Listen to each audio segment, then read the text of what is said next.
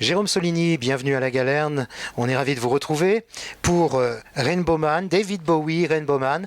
Non seulement le coffret, et bien évidemment les deux volumés. Jérôme Soligny, je voudrais commencer cet entretien justement par évoquer avec vous le deuxième volume de David Bowie, Rainbow Man, puisque nous aurions dû vous recevoir l'année dernière. Ça n'a pas été le cas.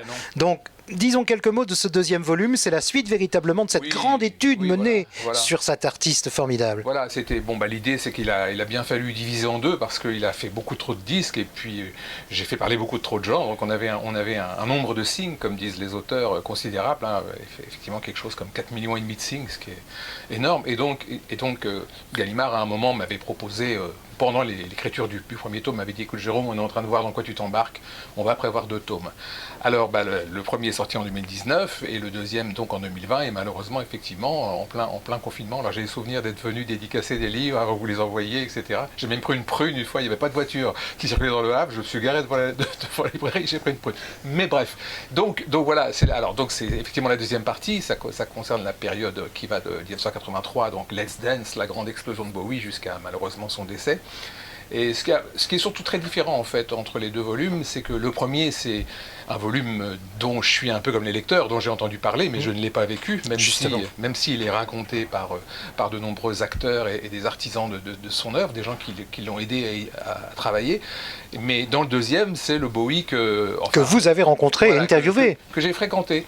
Et c'est vrai que du même coup, il y avait une certaine forme de connivence que j'ai un peu réfrénée d'abord, parce que je ne voulais pas, c'est pas un livre de copains du tout, et surtout que le premier tome n'était pas comme ça. Mais bon, on sent bien que ce Bowie-là, je l'ai côtoyé, et forcément que quand je parle de toute la période qui correspond au nouveau coffret de David Bowie, donc qui s'appelle Brilliant Adventure, là, qui vient de sortir et qui a un coffret sur ces années 90, c'est exactement l'époque où je l'ai beaucoup interviewé, où Philippe Manœuvre m'a envoyé aux États-Unis suivre la tournée, enfin voilà, donc c'est sûr qu'en l'écrivant, ça a remué beaucoup plus de souvenirs que le premier, qui était un vrai tome, puisqu'en 72-73, j'étais un petit gamin en culotte courte à Corrioville.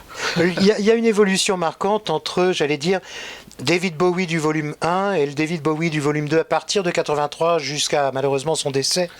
Oui, et c'est d'ailleurs assez, une fois de plus, moi je me suis contenté de raconter les enregistrements, les tournées le mieux que j'ai pu, en essayant d'être au plus près du factuel. Mais ce qui est intéressant, c'est les interlocuteurs, c'est ceux qui l'ont vraiment côtoyé.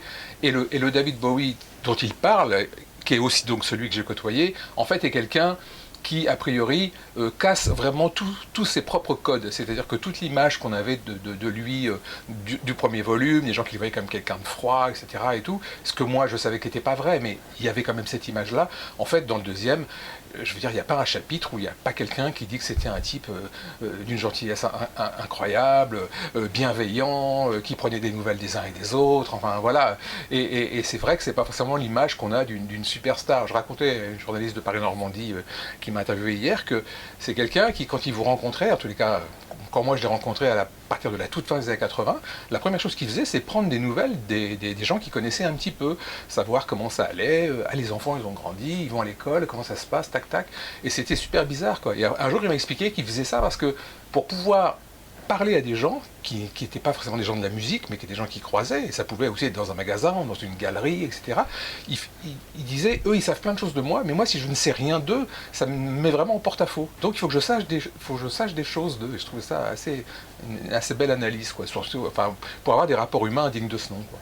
Alors, Jérôme Soligny, il y a tout juste quelques jours est arrivé ce superbe objet, ce coffret, qui est là, que vous pouvez peut-être montrer. Ah oui, alors, ce coffret dans un tote bag, qui réunit dans les deux volumes. En fait, c'est la bonne idée comment dirais-je, de Gallimard, parce que il m'avait dit, mais tu comprends, Jérôme, si les gens ils prennent ça, il leur faut un sac pour l'emmener jusqu'à la caisse. J'ai trouvé ça plutôt rigolo. Alors oui, c'est bon. Alors forcément c'est volumineux, mais les 2 tomes l'étaient, et donc voilà. Donc c'est les 2 tomes réunis. Alors on a fait ce que je veux bien préciser, parce que je pense que c'est important, c'est que je vais faire vite, mais au tout départ, il était question de rajouter un troisième livre. Mhm. Plus petit, bien sûr, mais le coffret aurait été plus gros, il y aurait eu un troisième livre dedans. Et finalement, au dernier moment, on a décidé de ne pas le mettre. Pourquoi ? Pas pour que les gens ne l'aient pas, mais surtout pour que les lecteurs, les acheteurs, les clients des 2 premiers tomes, qui m'ont fait le plaisir d'acheter les 2 premiers tomes, je voulais pas qu'ils se disent « Ah bon, il paraît qu'il existe un troisième livre, mais si on veut l'avoir, il faut racheter ça. » C'est-à-dire que, en fait, là, on a un beau coffret avec des bonus qu'on peut qualifier de visuel, c'est-à-dire qu'il y a des choses à regarder en plus, mais par contre, il n'y a pas de choses à lire en plus. Et ça, c'est important, parce que je voulais pas, effectivement, que les types se disent, bon ben voilà, ou les femmes se disent, voilà, on a acheté les 2 volumes, et puis là, maintenant, il y a un petit bouquin. Alors, c'est la grande mode de faire ça dans la culture, comme vous devez savoir. C'est-à-dire qu'aujourd'hui, vous achetez le disque de n'importe quel chanteur, je vais pas donner de nom, mais 6 mois après, il ressort avec 4 chansons en plus, et si on veut les 4 chansons en plus, il faut racheter le disque. Et les gens qui ont acheté le disque en premier, et qui ont fait le succès du disque d'ailleurs, ils sont bons pour racheter une deuxième fois. Donc moi, j'ai pas voulu qu'on achète Rainbow Man pour avoir quelque chose, le coffret Rainbow Man, pardon, pour avoir quelque chose qu'on n'aurait pas ailleurs. Il y a des choses qui ne sont pas ailleurs, mais c'est visuel. Et en fait, je m'efface un peu derrière ça. Alors, Jérôme, dans le visuel, et ça tombe bien parce qu'il y a un pin que vous portez là, un petit badge que vous portez ici. Des sœurs Chéteau. Exactement. Et ce sont elles, Lisa et Margot, qui vous ont aidé à l'illustration des 2 volumes et qui ont fait des illustrations spécialement pour le coffret. Oui, en fait, ce coffret ne met pas mon travail à moi en valeur plus que ça, puisque de toute façon, les livres sont les mêmes. D'ailleurs, j'en veux pour preuve que mon nom n'apparaît pas sur le coffret. C'est un souhait de moi. C'est-à-dire que je voulais pas qu'il y ait mon nom sur le coffret. Je voulais que je veux dire, on s'en fout de savoir que c'est Jérôme Soligny. Ce qui est important, c'est que ce soit l'histoire de la musique de David Bowie. Et en revanche, je voulais mettre l'accent sur donc tous les gens qui ont participé au look des 2 bouquins depuis le départ. En l'occurrence, donc, le designer anglais qui s'appelle Jonathan Barnbrook, qui a fait le coffret, qui avait fait les pochettes, les couvertures, des 2 livres. Et donc c'était important pour moi qu'il soit valorisé. Surtout que ce coffret, il nous l'avait fait dès le premier volume. Et on pensait d'ailleurs qu'on le sortirait au moment du 2e volume. Mais à cause du Covid, la fabrication n'en a pas été possible.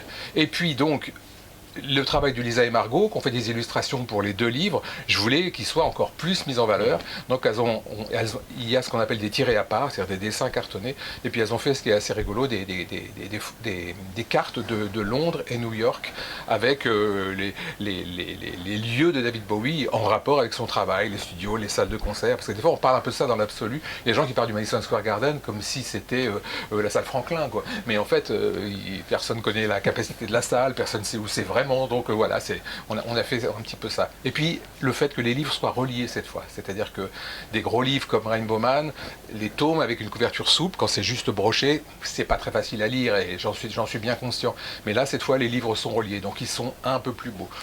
C'est le point final, j'allais dire, à plus de 5 ans de travail, ce qui arrive là. Alors moi je me dis, ça doit être difficile de mettre un point final à une telle masse de travail. Comme je l'ai dit à demi-mot, c'est pas vraiment le point final, puisque le bouquin qu'on a retiré... Vous allez quand même y travailler. Il existe. Il existe.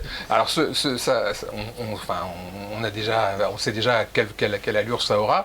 Je vais m'arranger pour que ce soit un livre de la même taille, et comme ça, ce sera rangeable à côté du coffret. Mais par contre, ça fera 250 pages ou 300 pages, pas plus de 600 comme chaque volume. Là. Merci beaucoup, Jérôme. Merci de me recevoir une fois de plus, et toujours content d'être... fidèle à la librairie. Merci Jérôme Soligny.